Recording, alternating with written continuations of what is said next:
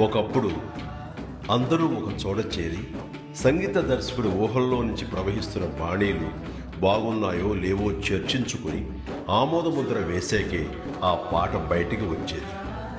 మరుగున పడిన ఆ ఆనవాయితీని గుర్తు చేస్తూ మళ్ళీ మా కీరవాణి గారు విశ్వంభర కోసం పాటల్ని కంపోజ్ చేసే ప్రక్రియ మా ఇంట్లో ఏర్పాటు చేసుకున్నారు.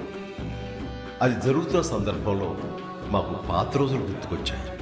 ఆపద్బాంధవుడు మ్యూజిక్ కంపోజ్ చేసే సందర్భాన్ని గుర్తు చేసుకుంటూ ఆనాటి ఆ మధుర గీతాన్ని ఆయన ఆలపిస్తుంటే మనసు తీయని అనుభూతికి లోనైంది. దాన్ని మీతో ఇలా పంచుకోవాలని మీ ముందుంచుతున్నాను. Please enjoy.